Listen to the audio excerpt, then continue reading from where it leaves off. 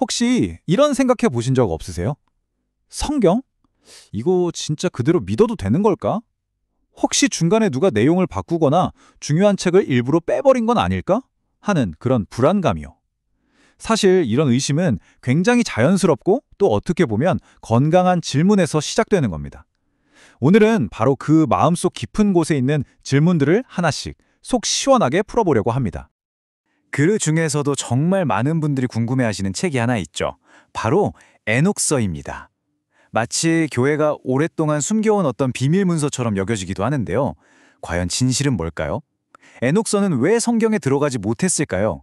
오늘 이 질문을 출발점으로 해서 성경의 신뢰성에 대한 모든 궁금증을 함께 파헤쳐 보겠습니다. 자, 그래서 오늘은요, 이 네 가지 순서로 한번 차근차근 파헤쳐 볼까 합니다. 첫째, 가장 큰 오해부터 바로잡을 거예요. 에녹서는 정말 삭제된 게 맞는지. 둘째, 그렇다면 성경 밖에 있다는 그 숨겨진 책들의 정체는 도대체 뭔지.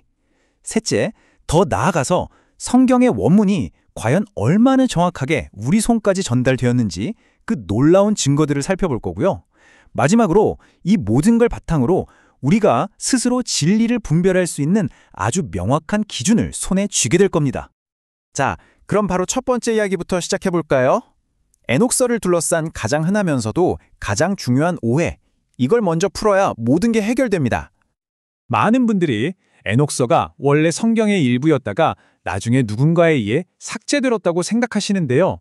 사실은 그게 아닙니다.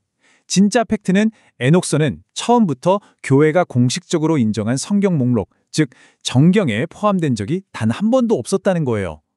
제거된 게 아니라 애초에 후보 명단에도 없었던 거죠. 이게 별거 아닌 것 같지만 하늘과 땅 차이입니다. 역사적인 배경을 보면 이게 더 명확해져요. 우리가 아는 구약 성경의 목록은요, 이미 예수님 시대에 유대인들 사이에서 거의 확립이 되어 있었어요. 예수님께서도 당시의 성경을 율법과 선지서와 시편이라고 부르시면서 인정하셨죠. 그런데 그 어떤 공식 목록에도 에녹서는 없었습니다. 사해사본에서 에녹서가 나왔다던데요? 맞아요. 나왔어요. 근데 이게 무슨 말이냐면 비유를 들어볼게요. 우리가 도서관에 갔는데 셰익스피어 전집 바로 옆에 해리포터 시리즈가 꽂혀 있다고 해서 해리포터도 고전이구나 하지 않잖아요? 그냥 그 공동체에서 많이 읽히던 인기 있는 책이었다는 뜻이지 이걸 하나님의 말씀으로 인정했다는 증거는 아니라는 거죠. 네, 그런데 바로 이 지점에서 정말 똑똑한 반론이 튀어나오죠. 아니, 잠깐만요. 신약 성경인 유다서가 에녹서를 직접 인용했잖아요. 그럼 성경으로 인정한 거 아닌가요? 와, 정말 예리한 질문입니다. 맞습니다. 정말 중요한 포인트고 이걸 확실히 짚고 넘어가야 돼요. 이 비교를 보시면 아주 간단하게 이해가 됩니다. 유다가 에녹서를 인용한 건 팩트예요. 하지만 사도 바울도 아테네에서 설교할 때 그 지역 사람들이 잘 아는 그리스 시인의 시를 인용했어요. 그렇다고 우리가 그 시인의 시집 전체를 성경에 포함시키진 않잖아요. 원리는 똑같아요. 유다가 당시 사람들에게 익숙했던 에녹서의 한 구절을 자기 주장을 더 잘 설명하기 위한 도구로 사용한 거지. 자, 이 에녹서 전체가 하나님의 말씀입니다 라고 도장을 찍어준 게 아니라는 거죠. 자, 그럼 이제 에녹서뿐만 아니라 소위 성경 밖의 책들로 불리는 것들을 한번 정리해 볼게요. 외경이니 위경이니 영지주의 복음서니 용어만 들어도 머리가 지끈거리시죠? 괜찮아요. 제가 아주 간단하게 교통정리 싹 해드릴게요. 이 책들은 크게 세 그룹으로 나눌 수 있어요. 첫째, 외경입니다. 카톨릭에서는 성경으로 인정하지만 개신교에서는 읽어보면 신앙에 유익한 참고도서 정도로 봐요. 교리의 기준이 되진 않죠. 둘째, 위경인데요. 에녹서가 바로 여기에 속해요. 이건 유명한 인물의 이름을 빌려서 권위를 얻으려고 한 책들이에요. 마지막으로 가장 논란이 많은 영지주의 복음서가 있습니다. 이건 예수님 돌아가시고 한참 뒤인 2에서 4세기쯤에 쓰인, 말하자면 후대에 나온 일종의 팬픽션 같은 거예요. 성경의 가르침과 완전히 다른 이야기를 하죠. 여기서 우리가 정경이라는 단어의 뜻을 확실히 알면 좋습니다.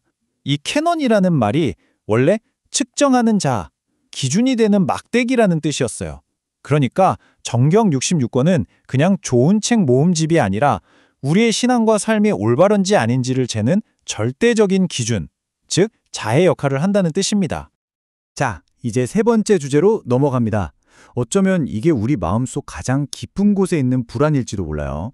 좋아요 목록은 알겠는데 그 오랜 세월 동안 사람들이 손으로 베꼈으면서 내용이 바뀌거나 왜곡되진 않았을까요?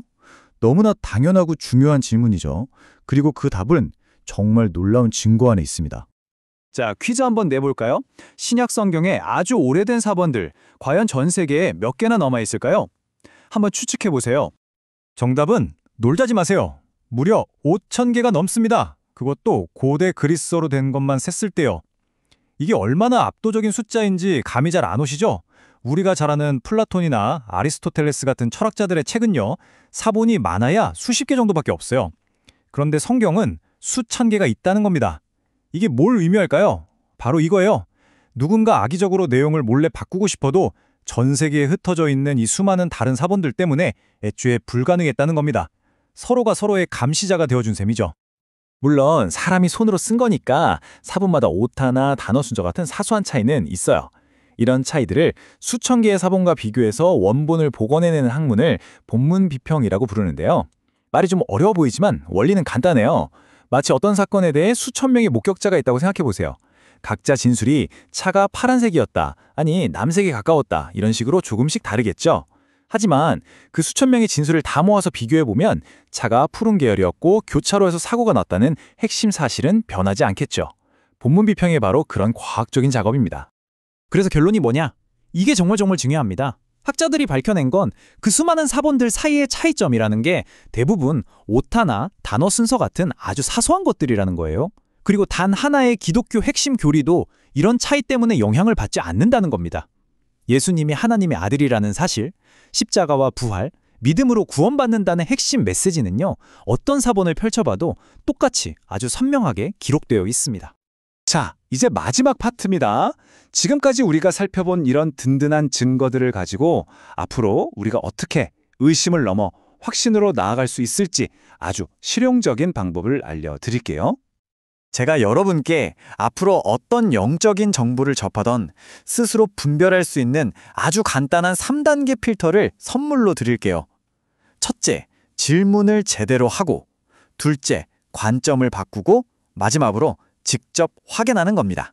자, 하나씩 볼까요? 첫 번째, 질문을 바꾸는 거예요. 어떤 새로운 이야기나 숨겨진 책에 대한 주장을 들었을 때, 와, 이거 진짜 비밀인가? 하는 호기심에만 빠지지 마시고요. 그 대신 스스로에게 이 질문을 던져보세요. 그래서 이 이야기가 나를 십자가를 지신 예수님께로, 그리고 그 복음의 핵심으로 더 가까이 이끌어 주는가? 이게 가장 강력한 필터입니다. 두 번째는 관점을 180도 바꾸는 겁니다. 5,000개가 넘는 사본에 작은 차이들이 있다는 걸 보면서 아, 성경이 오염됐구나 라고 생각할 수도 있지만 잠깐만요. 한번 이렇게 생각해 보세요. 오히려 이렇게 셀 수 없이 많은 사본이 존재한다는 것 자체가 하나님이 얼마나 투명하고 공개적인 방식으로 자신의 말씀을 지켜오셨는지 보여주는 가장 강력한 증거라는 걸요. 만약 딱 한두 권만 비밀리에 전해졌다면 누군가 그걸 조작하기가 얼마나 쉬웠겠어요.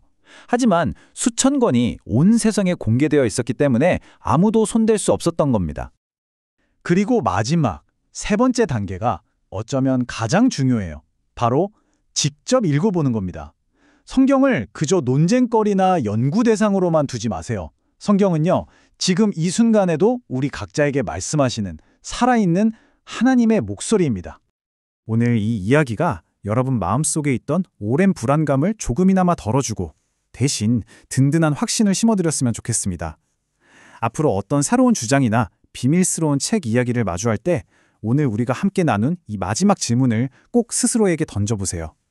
이것이 나를 예수님께 더 가까이 이끄는가? 아니면 복음을 흐리게 만드는가? 이 질문이야말로 여러분의 신앙 여정에서 길을 잃지 않게 해줄 가장 확실한 나침반이 되어줄 겁니다.